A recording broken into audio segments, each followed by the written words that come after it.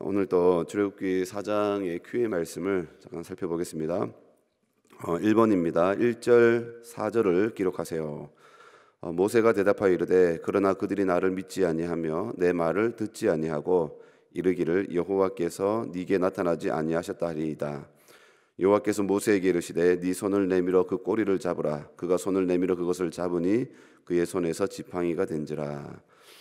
그리고 2번입니다.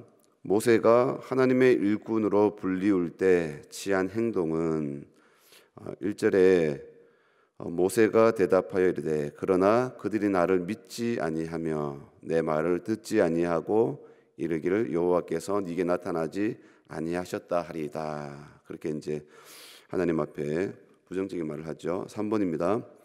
사람들이 자기의 말을 듣지 않을 것을 우려하는 모세에게 하나님께서 보여주신 두 가지 표징은 무엇인가요? 첫 번째는 지팡이가 이제 뱀으로 변하는 거죠. 그리고 다시 그 뱀의 꼬리를 잡으니까 지팡이로 다시 복귀가 된 거죠. 두 번째는 손을 품에 넣었다가 빼니까 심한 나병이 되었죠. 그리고 다시 품에 넣었다 빼니까 다시 본래처럼 온전해진 일이었습니다. 두 가지 일이었습니다. 4번입니다. 두 가지 표징에도 믿지 아니하는 사람들에게 어떤 경고를 보여주시나요? 9절에 보니까 그들이 이 두 이적을 믿지 아니하며 네 말을 듣지 아니하거든 너는 나일강 물을 조금 떠다가 땅에 부으라. 네가 떠온 나일강 물이 땅에서 피가 되리라. 나일강 물이 피가 되는 그런 또 이적을 또 세 번째로 주셨습니다. 5번입니다. 하나님께서 걱정하는 모세에게 주신 용기의 말씀은 무엇인가요? 11절 12절입니다. 여호와께서 그에게 이르시되 누가 사람의 입을 지었느냐? 누가 말 못하는 자나 못 듣는 자나 눈 밝은 자나 맹인이 되게 하였느냐? 나 여호와가 아니냐? 이제 가라. 내가 네 입과 함께 있어서 할 말을 가르치리라. 이렇게 말씀하셨죠. 6번입니다. 모세는 말의 능력이 부족하여 소명을 사용할 때에 하나님은 그를 위하여 누구를 세웠는가? 14절에 보니까 그의 형 아론을 세웠죠. 그리고 그가 말을 잘하는 것을 알지 못하느냐 하시면서 아론을 옆에 협력자로 세웠습니다. 7번입니다. 모세가 장인 이드로를 떠날 때 애굽으로 가야 할 이유가 무엇이라고 했나요? 18절에 보니까 내가 애굽에 있는 내 형제들에게로 돌아가서 그들이 아직 살아있는지 알아보려 하오니 나로 가게 하소서. 이드로가 모세에게 평안히 가라 하니라. 애굽에 있는 자기의 가족들, 자기의 형제들을 보겠다라고 얘기를 했습니다. 8번입니다. 모세가 처자를 데리고 애굽으로 갈 때 교통수단은 20절에 보니까 아내와 아들들을 나귀에 태우고 그렇게 나귀에 태워서 애굽으로 돌아갔습니다. 9절입니다. 모세가 이적을 행할 때 애굽으로 돌아갈 때 손에 쥔 것은 무엇입니까? 자기가 양을 치던 목자로 있을 때 지팡이였죠. 그 지팡이를 가지고 하나님의 이적을 드러내라라고 말씀하셨습니다. 10번입니다. 바로가 백성들을 보내주지 않는 근본적인 이유가 무엇입니까? 21절에 보니까 하나님께서 이 바로의 마음을 완악하게 하시죠. 그렇게 해서 완악하게 하니까 백성을 보내주지 않았다라고 그렇게 하나님께서 그렇게 말씀해 주셨습니다. 할렐루야. 네. 오늘 본문 출애굽기 4장 말씀을 우리 한번 살펴보겠습니다. 먼저 우리 1절 말씀을 읽어보면서 오늘 4장의 내용들을 한 번씩 쭉 살펴보도록 하겠습니다. 1절을 제가 읽어드리겠습니다. 모세가 대답하여 이르되 그러나 그들이 나를 믿지 아니하며 내 말을 듣지 아니하고 이르기를 여호와께서 네게 나타나지 아니하셨다 하리이다. 모세가 대답하여 이르되 그러나 지금 불붙는 떨기나무 가운데 하나님의 구원 계획을 쭉 들었죠. 그리고 나서 모세가 내뱉은 첫 마디를 보니까 그러나입니다. 그러나라는 말은 앞에 한 말에 대해서 맞세워서 반박하거나 상반된 사실을 진술할 때 쓰는 접속 부사죠. 앞에 한 말을 부정하거나 반박할 때 쓰는 말이 그러나죠. 그러나 우리 같으면 불붙는 떨기나무 가운데에서 나타나신 하나님의 음성을 듣게 됐을 때, 그리고 그 하나님이 자기가 말로만 듣던 조상으로부터 듣고 내려오는 그 하나님, 아브라함의 하나님, 이삭의 하나님, 야곱의 하나님이다라고 하는 살아계시는 하나님이구나라고 하는 것을 확증하게 될 때, 그리고 그 하나님께서 나는 스스로 있는 자니라라고 하나님의 이름을 드러내시고 자신을 드러내실 때, 그리고 조상에게 맹세하신 약속을 내가 이루겠다라고 하는 하나님의 구원 계획을 들었을 때 우리는 어떤 표현을 할까요? 아마 그 말을 들으면서 굉장히 놀랐을 겁니다. 감탄을 하고 감격을 하고, 그러면서 하나님 살아 계시네요. 감사합니다. 이제는 제가 정신 똑바로 차리고 하나님을 위해서 살겠습니다 하고 하나님 앞에 감격을 해서 그렇게, 그리고 또 하나님께서 이루실 구원 계획을 바라보면서 기대에 부풀었을 것입니다. 그런데 모세는 하나님의 구원 계획을 다 듣고 내뱉은 첫 마디가 그러나 하나님, 이렇게 냉소적인 표현을 하고 있습니다. 왜 그럴까요? 모세의 다음 말이 이제 나옵니다. 그들이 나를 믿지 아니하며 내 말을 듣지 아니하고 이르기를 여호와께서 네게 나타나지 아니하셨다 하리이다. 모세가 냉랭한 태도를 가진 이유를 보니까 이스라엘 백성들이 자기를 믿지 않을 것이다, 그리고 내가 한 말을 듣지 않을 것이다, 이것을 가장 큰 문제점으로 내세우고 있습니다. 심지어 이스라엘은 모세가 하나님께 받은 그 사명에 대해서 네게 하나님이 나타나지 않았다라고 그렇게 모세를 배척할 것에 대해서 짐작을 하고 있는 거죠. 모세가 왜 이런 생각을 하고 있을까요? 그러나 모세가 사명을 거절하는 가장 큰 속사정, 그것이 바로 이스라엘에 대한 불신이 아니었나, 이렇게 생각해 봅니다. 모세가 하는 말은 오히려 나는 이스라엘 백성들을 믿지 못하겠습니다, 지금 이런 표현과 같은 것 같아요. 이스라엘 백성들이 나를 영접해 줄까요? 이스라엘 백성들이 내 말을 믿어 줄까요? 이스라엘 백성들이 나를 영접하고 신뢰해 줄까요? 이스라엘 백성들이 나와 함께 생사고락을 함께 해 줄까요? 하는 말과 같다는 겁니다. 모세는 이스라엘 백성들을 믿을 수 없습니다, 그렇게 얘기하고 있습니다. 여기에는 두 가지 의미가 내포되어 있죠. 하나는 자신이 처한 신분입니다. 신분. 예전에 왕자로 있을 때 그때의 의기양양했던 그런 모습이 아니라 지금은 미디안 땅에, 그것도 아주 총구석과 같은 알아주지 않는 지역이죠. 거기에서 이름 없는 하나의 목동이었죠. 목자로서 생활했는데 그 형편없는 목자의 신세가 되어서 나타나가지고 하나님께서 내게 나타났다라고 얘기했을 때 누가 자기의 말을 듣겠느냐 하는 거죠. 초라한 목자의 말을 누가 듣겠느냐. 미천한 목자의 모습을 보면서 장로들이 자기를 보면서 들어주겠느냐. 심지어 애굽 왕 바로 앞에 나아가서 하나님께서 내게 나타났으니까 이스라엘 백성들을 보내시오라고 했을 때 그 바로가 콧방귀를 뀌지 않겠는가. 아마 그렇게 이 모세는 앞으로 펼쳐질 일들에 대해서 아마 예측이 되었던 것 같습니다. 그러니까 나 스스로 봐도 부족하고 자신이 없는데 라고 하는 그런 의미가 있는 것 같습니다. 그러니까 살기등등한 그 어마어마한 애굽 군대 바로왕 앞에서 내가 말하기도 두렵고, 그리고 또 이스라엘 앞에서 나의 연약한 모습을 가지고 얘기하는 것도 사실 걱정이 된다라고 하는 그런 뜻도 있는 것 같습니다. 두 번째는 모세의 내리에 각인된 깨닫지 못하는 이스라엘 백성들의 어떤 그런 완악한 태도가 또 하나 드러나는 것 같습니다. 이 예전에 애굽의 왕자로 있을 때에 이 모세가 고된 노동 속에서 고통받는 자기 백성들을 눈에 들어오기 시작했습니다. 그때에 한 애굽 사람이 자기 백성을 때리는 것을, 자기 동포를 때리는 것을 보고 격분해서 그 사람을 이 좌우를 살펴보고 사람이 없는 것을 보고 그 사람을 쳐 죽여서 땅에 묻어버리죠.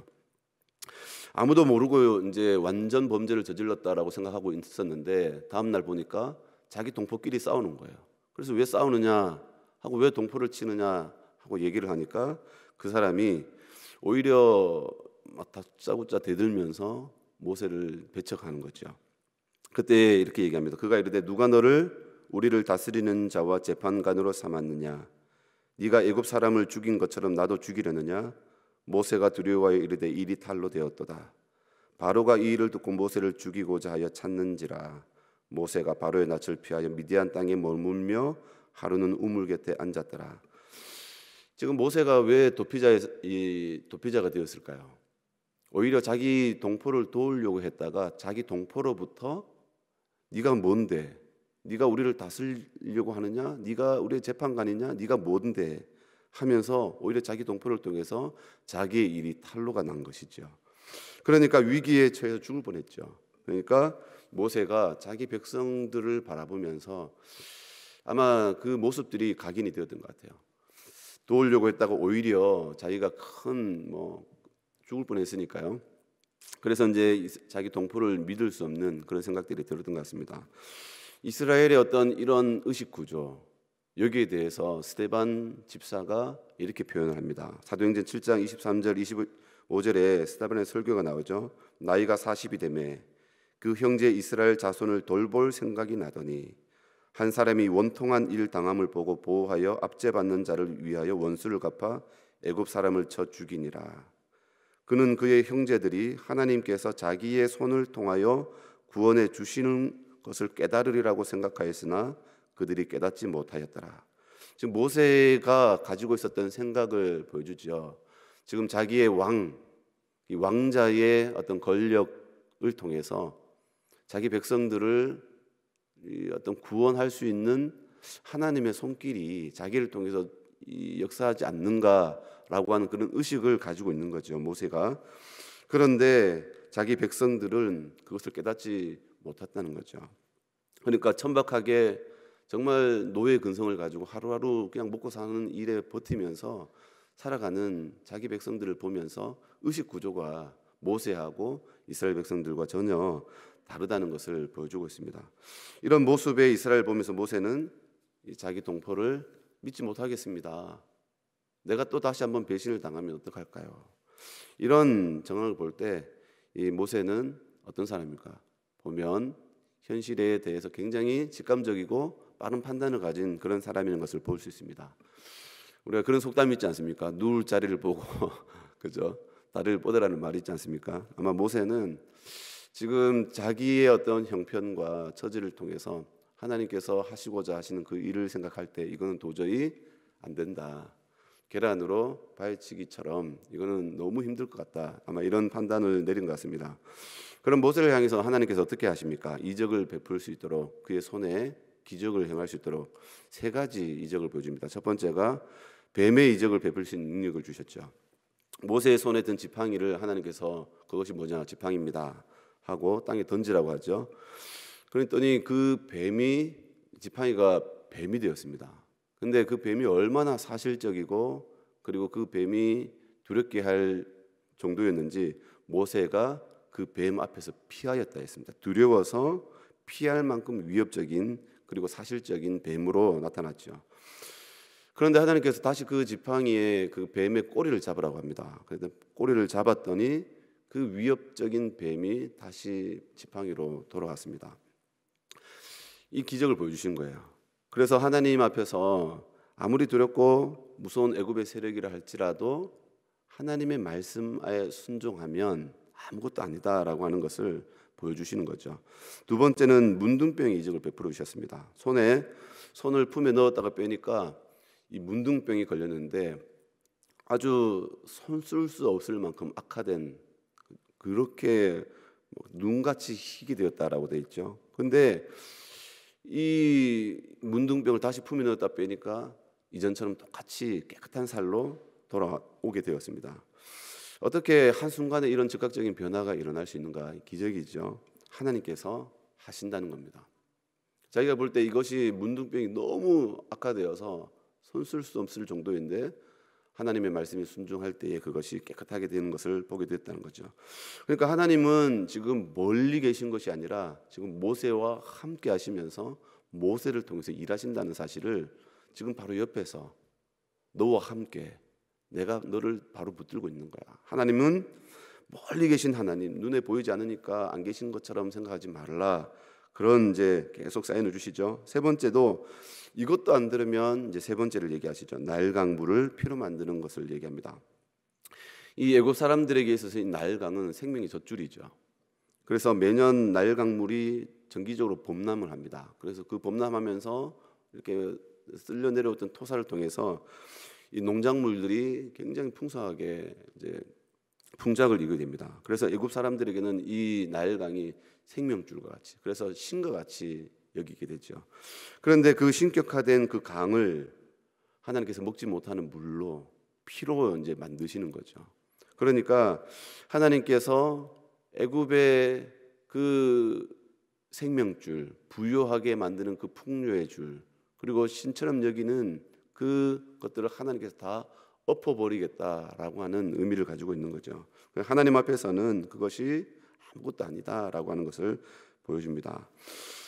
이 정도 되면은 여러분 뭐 어떻게 되겠습니까? 이쯤 되면 가겠습니다 하고 그렇게 하지 않겠습니까?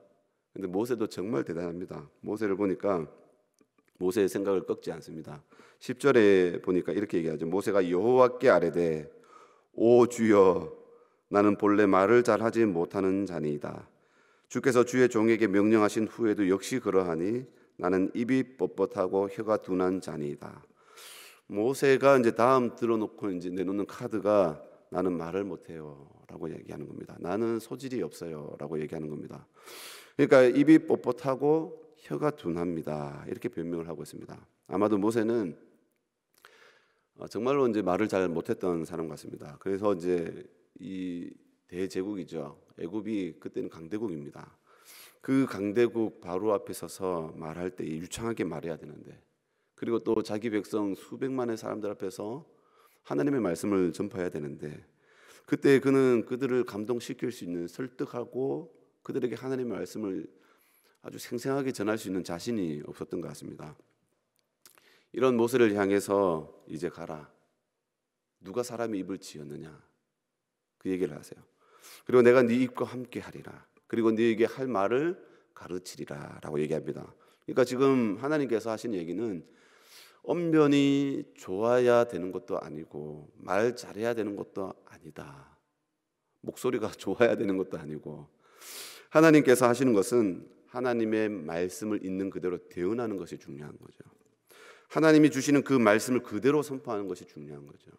자기의 생각을 넣거나 그럴듯하게 사람을 꼬시려고 하는 것도 아니라 하나님의 말씀을 있는 그대로 전파하는 것이 중요하다는 거죠. 그래서 우리도 하나님의 말씀을 들을 때에 무엇이 중요할까요? 그 말씀의 본질을 깨닫는 것이 중요하죠, 그렇죠? 그럼에도 모세는 이쯤 되면 이제 어떻게 해야 될까요? 가야 되죠. 그런데 세 번째도 얘기합니다. 13절에 보니까 모세가 이르되 오 주여, 보낼 만한 자를 보내소서. 여러분, 이 세 번째 정도 거절한다라고 하면 이거는 정말 진심으로 모세가 거절하고 있는구나라고 하는 것을 느끼게 돼요. 그렇죠? 그만큼 지금 모세는 굉장한 부담감을 느끼고 있다라고 하는 것을 보게 됩니다. 그런 모세를 향해서 하나님은 노를 바라시죠. 그러면서 네 형 아론이 있지 않느냐 하면서 그 아론을 이제 다시 옆에서 이제 돕는 자로 얘기를 하십니다. 그런데 여기서 보면은 참 이해가 안 돼요. 하나님은 이 모세를 바라보면 세 번이나 거절할 때, 저도 이제 한 번씩 부탁을 할 때가 있습니다. 성도님들께 전화를 해서, 그래서 이것 해야 되는데 좀 부탁을 드립니다. 그러면 안 되는데요 하는 분들이 가끔씩 있습니다. 그럴 때 거절을 받을 때 그때 이제 저도 기분이 좋을까요, 안 좋을까요? 썩 좋은 건 아니에요. 왜냐하면 또 다른 분한테 부탁을 해보든지 또 이제 해야 되니까 좀 난감해질 때가 있습니다. 하나님의 입장은 어떨까요? 지금 할 수 있어 하고 하는데 모세가 지금 세 번이나 거절하는 겁니다. 그렇다면 하나님의 입장에서 볼 때 어떡할까요? 너 죽어 라고 할 수 있을 것 같지 않습니까? 그런데 하나님은 모세를 계속 설득하세요. 근데 왜 이럴까? 근데 특이한 부분은 뒤에 보면 24절입니다. 24절에 보면 하나님께서 모세를 향해서 계속 거절하는데 괘씸해서 너 확 죽여버려 이렇게 할 수 있을 것 같은데, 그런데 모세를 죽이지 않고 노를 바라시면서 그래도 모세가 계속 사역자로 할 수 있도록 계속 끌고 나가려고 하시죠. 근데 24절에 보면 상반된 하나님의 태도가 나옵니다. 24절에 보니까 모세가 길을 가다가 숙소에 있을 때에 여호와께서 그를 만나서 그를 죽이려 하신지라. 이상하죠? 사명을 3번이나 거절해도 하나님은 노를 바라시기만 하셨지 모세를 죽이려고 하지 않으셨죠. 끝까지 사명을 감당하도록 모세의 필요가 뭔지 기적을 행할 수 있도록, 또 안 되면 아론을 옆에서 붙여주시기까지 하시면서 모세를 계속 쓰시려고 하시는데, 갑자기 24절에 와서 모세를 죽이려고 하시는 거예요. 그러니까 이거는 너무 상반되죠. 이해가 안 되는 부분이에요. 그래서 이런 부분들을 보면서 모두가 주석을 살펴보니까 다들 하나님의 이 행동에는 이해가 되지 않는 행동들이 많습니다라고 하는 그런 말들로 시작을 합니다. 이 부분은 이해가 되지 않는 부분들이죠. 그런데 모세가 이제 애굽으로 돌아가면서 하나님이 주신 지팡이, 자기가 갖고 있던 그 이제 이적을 행하는 하나님의 지팡이가 되었죠. 그걸 들고 가면서 숙소에서 무슨 일이 있었는지 알려주지 않지만 하나님께서 모세를 찾아오셔서 모세를 죽이려고 하세요. 그럴 때에 모세의 아내 시프라가 자기의 둘째 아들 엘리에섹이죠. 엘리에섹의 그 포피를 베어서 할례입니다. 할례를 해서 그 포피를 던지죠. 그러면서 당신은 나의 피난편이다 하니까 하나님께서 모세 죽이는 것을 그치십니다. 그리고는 모세를 살려주시는 거죠. 하나님은 이 하나님의 언약, 이 할례라고 하는 부분들은 아브라함부터 시작해서 대대로 하나님과 맺은 언약입니다. 그래서 난지 8일이 되면 그 자녀를 할례를 행하도록 하나님께서 명령하셨어요. 만약에 내 언약이 네 살에 있고, 그리고 이 언약을 맺지 않으면 내 언약에서 아무런 상관이 없는 이방인과 같이 여기겠다라고 하신 것이 하나님이었죠. 그러니까 하나님의 언약을 어기고 그리고 따르지 않을 때는 하나님께서 이 엘리에섹을 부모로서의 책임을 가진 모세를 하나님께서 모세에게 책임이 있기 때문에 모세를 죽이려고 하셨다는 거죠.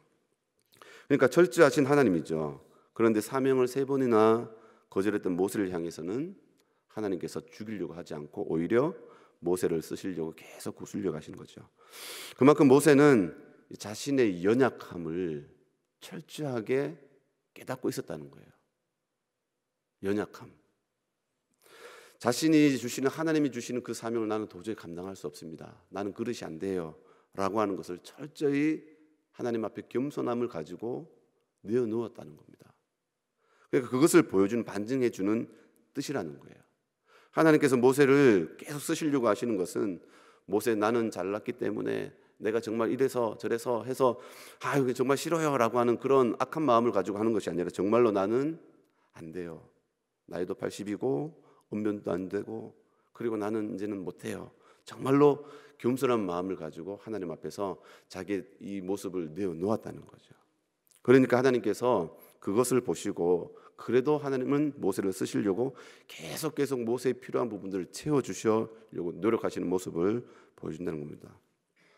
그래서 여기는 2가지 의미가 있죠. 하나님은 꼭 모세가 아니더라도 하나님의 역사를 충분히 이끌어 가실 수 있는 하나님이라는 거예요.